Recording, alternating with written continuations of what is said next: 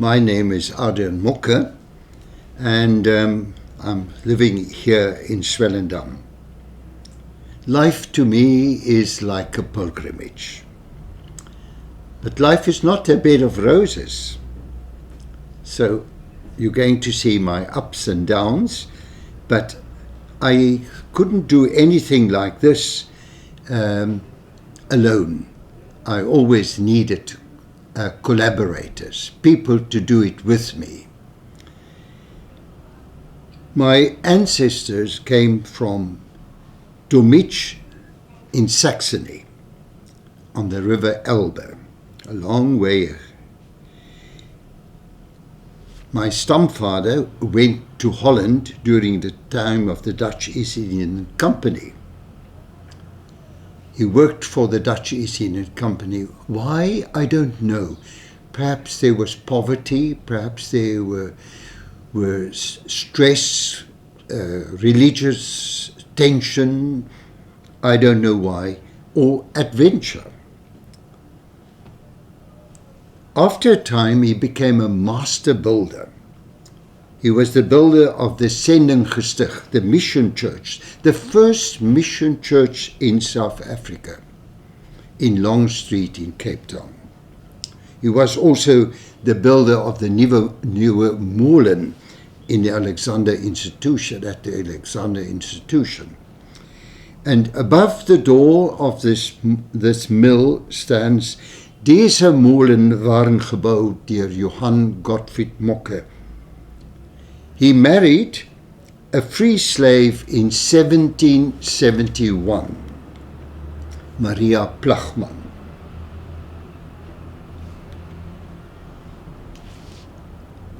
When I went to Europe during the apartheid times, and I spoke to Rotary in Holland and in Switzerland and at the international school, there were, at first, the audience was suspicious. What is this white man from Africa coming to tell us?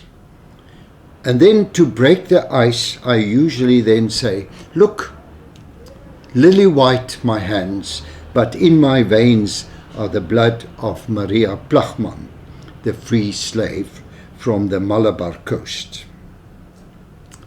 I was brought up on a small holding under the shadow of the Magaliesberge in Pretoria.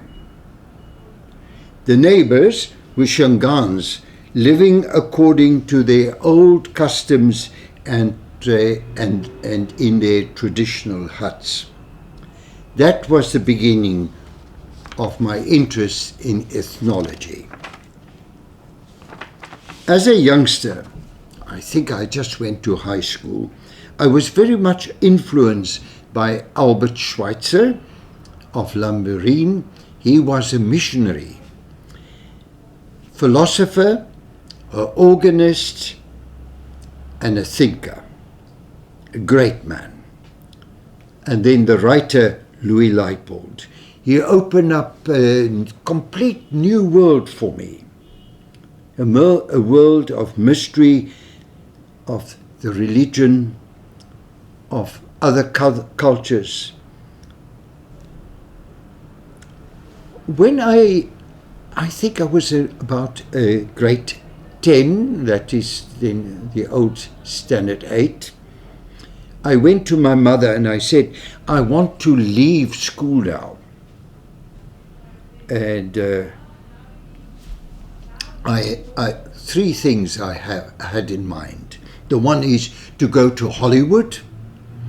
The second one, to go to a Buddhist monastery in Sumatra or Bali, or want to go and work for Albert Schweitzer in Central Africa. My mother shed a tear, and she begged me not to tell my father that her son was getting crazy. I went then as a youngster to a small teachers training college in Heidelberg, Transvaal. It was a conservative college, about 300 students, but we had great fun. It was interesting to me. After Heidelberg, I went to teach in Pretoria at a school in the heart of old Pretoria, on the corner, I think, of Bloot Street and Proust Street or something like that, at the Eendracht School.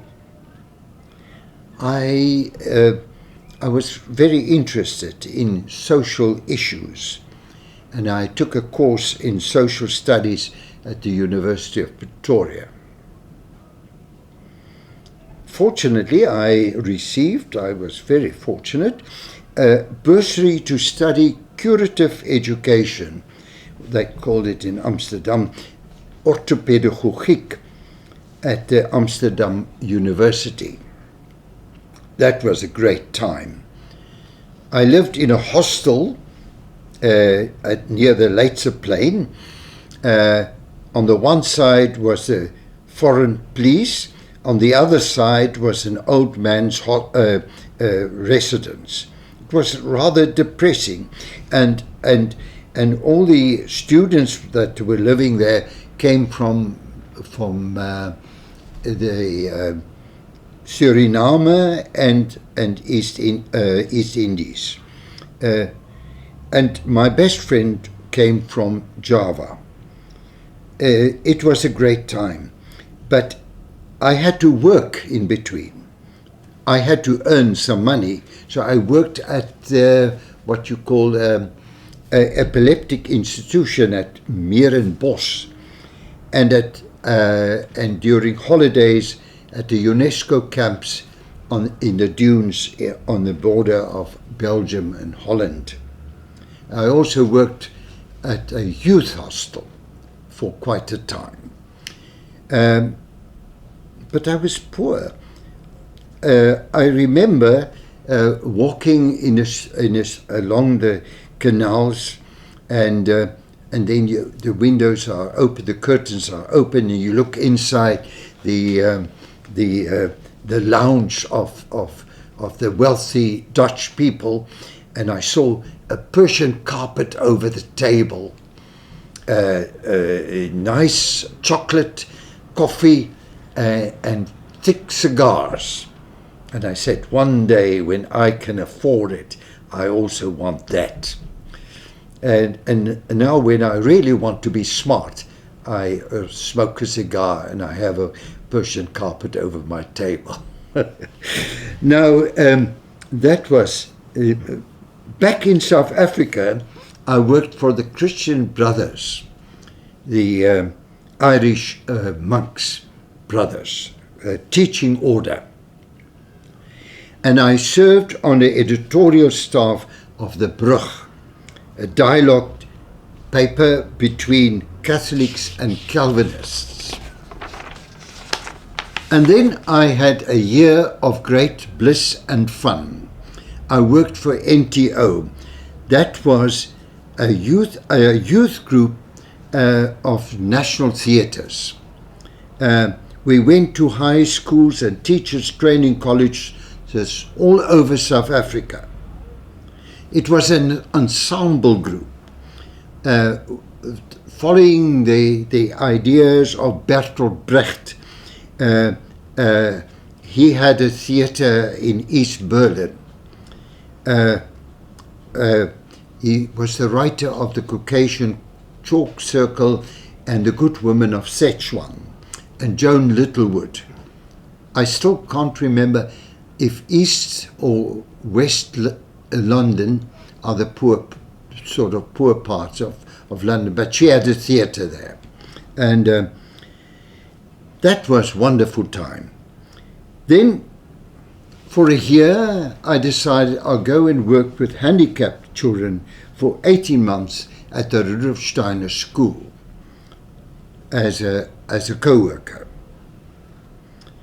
And then a friend and I started a farm project for unemployed young men from the Department of Labour. A farmer provided 25,000 chickens, and we had to do the work. These unemployed young men were already unemployed, so they couldn't get work, but they were also extremely lazy. It was hard work because, and we realized after a time working like slaves that that one should start earlier with people to educate them when they are younger. You can't change them too much when they are grown up already. So we moved in 1965 in May to Swellendam. We were offered a house by historic houses, historic homes, and since then many students went through our doors. These students, and that's a cherry on the cake, are doing extremely well. I've got a lad working in New York as a model. I've got another one in Amsterdam working as a chef. I have doing tourist work in France, New Zealand, and Felton Tiemann working in Zambia, making beer, married a Zambian. So it's so rewarding. The mission of the Olyfkrans or Olyfkrans Grammar School is to provide assistance to learners who fail to make progress in the mainstream school, but have the potential and the intelligence to do well with the right guidance and training. The school is from grade 7 to matric, registered with the Western Cape Education Department and Umalozi. A school can never be an island. You have to reach out into your community. Projects over the years. We organized during the apartheid days concerts, workshops and symposiums. Swellendam, Railton, Seabraak communities were all involved. We developed partnership with the Dutch and American embassies. The Dutch embassy completed a local nursery school, arranged for exchange of students between the Netherlands and South Africa, students doing education. Then we had a great idea. We invited Professor Bengu. He was the Minister of Education in Mandela's cabinet, and we organized 1,000 learners to meet the professor, the Minister of Education, and teachers and academics received awards from Professor Bengu for their outstanding service. We erected a commemorative plaque in memory of the Khoisan and Trekboer forefathers before 1745. And this was done by Professor Jatti Bredekamp. He was then professor at Western Cape University in history, and Dr. Beyers Naudé. Dr. Beyers Naudé was that Afrikaans dominee that stood strong and steadfast during the apartheid days. He was against the regime of that time. We got this to, one must always be a wee bit adventurous too. And we invited Her Majesty Queen Beatrix of the Netherlands to Swellendam. We influenced the municipality and we invited her.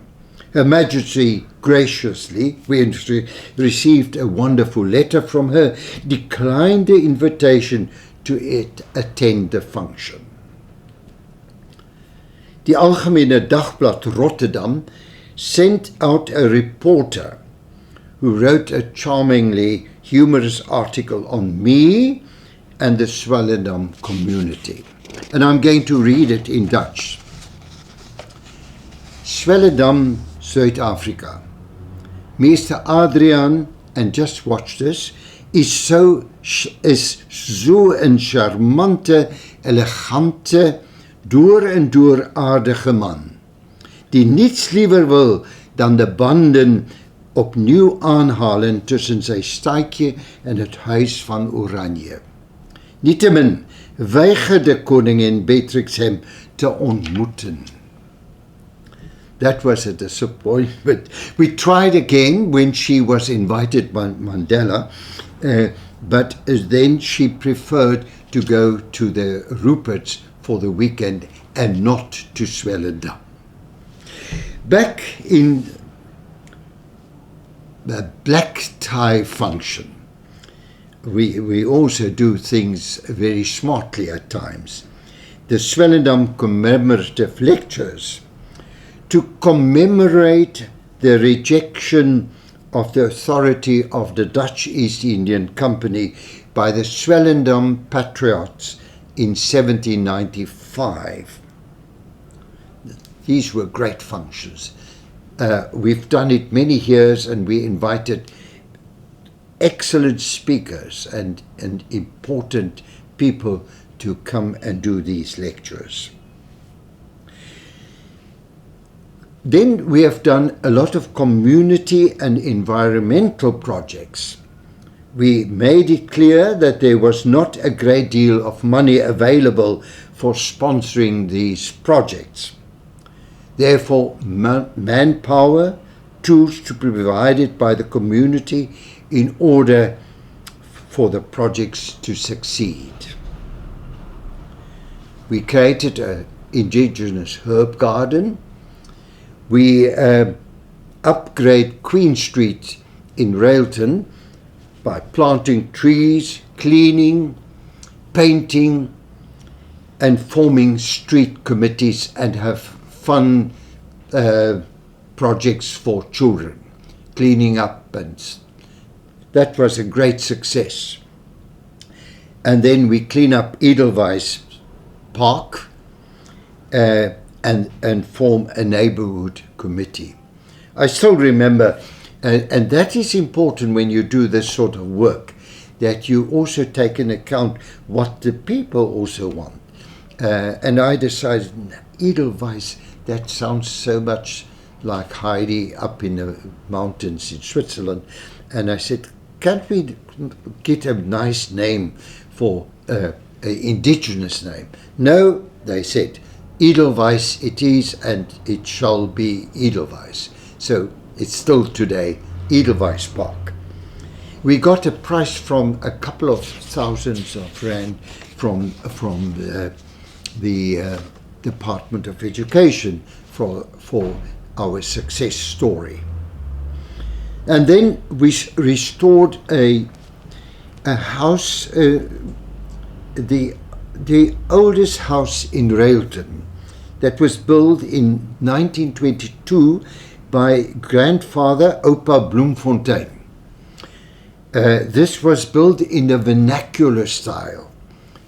One room, big buckwind, thatch roof, one room, and Oupa Bloemfontein lived there, his wife and their 8 children. Their descendants are all doing very well. And this is a joint project of Brian Williams and myself at the college. Today, Brian Williams is a descendant from Oupa Bloemfontein. Lovely, lovely place, and Railton is so proud of their little house.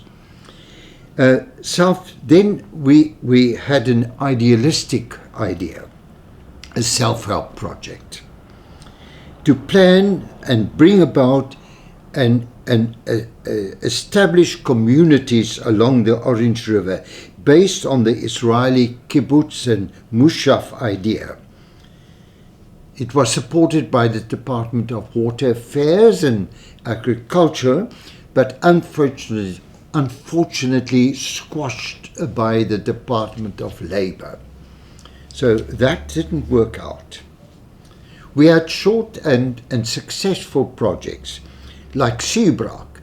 The administrator wanted to bulldoze a road through the town, demolish the old pastorie and the church, the cemetery and everything. And we had a great plan, and we organized a big function, and we invited the administrator, and we played on his feelings, and we squashed that idea. Then there was another one, Safe Church Square in Pretoria. You say, what have we to do with Church Square? But we got involved. We had a petition, and we went to Church Square, because Adriaan Mocke was the administrator, and he wanted to demolish 3 beautiful buildings that was still built in the time of Paul Kruger and before the Anglo-Boer War. And we said no to Adriaan Mocke. And I went there personally, and I stood there and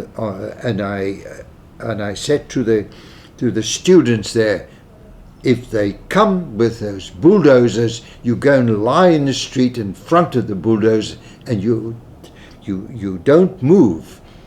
And he couldn't build his skyscraper there, and it was a success. Here in Swellendam, the St. Luke's Church, that belonged to the Anglican Church, was already planned to be demolished. The bishop of the Anglican Church felt nothing for it, and the town fathers here wanted to demolish it and put up a nice filling station. We said no, and we made a big thing of it, and we saved the church. And today it is a beautifully restored building. We got owners for the old house that was for sale. Skooneoord is another Victorian building that was on the market, and the plans were already ready to demolish it, and we also got a suitable owner for the house. And then the old Dutch Reformed Church, I like to call it a boerenkathedraal. It's like a wedding cake. It's lovely. But before that, there were a better church standing, and it was built in 1802, and with windows like the Grote Kerk in Cape Town, and in 1840 it was sort of modernized. 1840 na het moderne smaak, to modern taste, and with caped Gothic windows, and demolished in 1911. I got these windows from where they was built into a sort of a glass building, conservatory, and the others were up in a loft. And I've built it into a reading room, and this reading room is for the community. We have 3 universities, Tshwane, Northwest, and UNISA, doing wonderful classes there, and also exams there. It's being used by the Heritage Association, Winter School, the community can use it. And then we have around it a heritage garden named after Martin Versfeld, the philosopher of UCT. During the apartheid days, we played soccer against the majority group. The majority group in those days in Swellendam were a handful of people. And on Sundays, out of sight, we played soccer at the compound. And we had excellent, for years and years, we had, and still today, excellent contact with the enclosed convent in Swellendam. So we try to reach out to every group of people here. I got a wonderful invitation. You can't believe it. His Royal Highness Prince of Wales requested the pleasure of the company of Adriaan Mocke and Mr. Gottfried Mocke at a reception at Highgrove to mark the 20th anniversary of the Friends of Mount Athos on Thursday, 29th of July 2010. So I grabbed this opportunity to go to Highgrove. But before that time, I thought it would be a jolly good idea to see the bust of Lawrence van der Post. Lawrence van der Post was a writer, and he lived in, he was brought up in the Karoo. And then he was the godfather of Prince Charles, His Royal Highness. And so we got permission from Clarence House to see the bust when we go to Highgrove. We arrived, Gottfried and I, for the function. There were about 80 people. We first had to drink in a foyer, and then because His Royal Highness was not there yet. And then we were grouped up in sort of small groups of about 10, 12, and went through the meticulous, beautiful garden. And our guide was a woman. She looked like a black sash with a German print dress, flat shoes, and firm and steadfast as tomorrow. So I said to this girl, lady, may we see the bust of Lawrence van der Post, the South African writer, the godfather of Prince Charles. We got permission from Clarence House. And she said, no, and she said it very firmly, no, you are too late now, we cannot go there. We are not going that route anyhow. I was so disappointed, so disappointed. We walked through the garden and then all of a sudden she said to the group, you stay here, you don't move, you don't follow me. And she said to Gottfried and myself, you follow me now. We're going to see that bust of Lawrence van der Post. So I followed her, and there was the bust of this lad from the Karoo.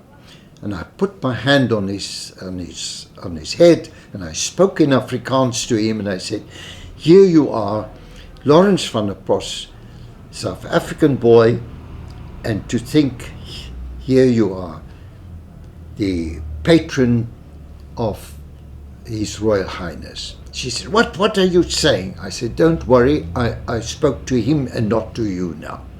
And then we went on. It was a delightful function because when he arrived, there were no nonsense, and he took his time to speak to everyone. He spoke to me. He spoke about the rat race, his friend. He spoke about his trip to Mount Athos, how every year he helps there to clear up the sort of old ancient pathways, and his walks in the Highlands. He was quite a remarkable man. I have to tell you important people in my life. I think of my parents, my 4 children, my 3 daughters. My 1 daughter is now principal of the college. My middle daughter, Amy, is also at the school, and their families. And then my youngest daughter is subject advisor for the Department of Education in Cape Town, and my son is a good winemaker. Yes, and then I think of Felton Tiemann, that was brought up in a way that went through our school, that became like a son to us. There are so many people, but on my pilgrimage I met many people on the way. I think of M.E.R., the Afrikaans writer that only passed away when she was over 100. She was clear as a fiddle. Desmond Tutu, what a remarkable man. Beyers Naudé, Martin Versveld, Petra Müller the poet, Richard van der Ros that I met on the Carnarvon Castle in the 50s, and we became good friends. Dan Slade, the best information you get about the VOC from him. Uys Krieger, the poet. What? And there are so many other people. I get so excited because I can just go on writing about all these people that were in my life, that made a contribution. Now, books that I read recently was, and this is important, The Book of Joy by Douglas Abrams. And this is about the Dalai Lama and Desmond Tutu. They stay for a week together in India. And this is to me like a Bible. You can have it, you read all the time in this book, because these 2 people are the most outstanding and remarkable people in this world. Another book that I enjoyed so much was Hidden Cape Town. I must just say that that really meant a lot to me. Was things like pilgrimages to Greece. I've been 3 times to Mount Athos. Mount Athos is a peninsula. There are about 20 huge monasteries, Orthodox monasteries, and hermits living all over this peninsula. And you really walk from monastery to monastery. It's Orthodox monasteries, Greek, Russian, Bulgarian, Romanian monasteries. And it's wonderful. They're ancient buildings from the 9th century already. Then I went to Swellendam in France. This is a Orthodox monastery run by sisters, young, beautiful nuns, sisters, and they are specializing in making excellent wine. So I worked there for a week, not so long ago. And then to a lovely other monastery. I have a great interest in the medieval monasteries, the Notre Dame de Sénac in France. And then the Coptic monasteries. There is Saint Anthony that was built, that lived there the second half of the 4th century, and he lived up in a cave, St. Anthony. He was the father of the monks. The early Christian monks all settled in Egypt and in Israel, in Palestine. And I have a friend there, Lazarus. Lazarus lives right up in the mountains, in a cave. He's a hermit. He came from Australia and then went for 3 years to Athos, then went back to Australia and said, no,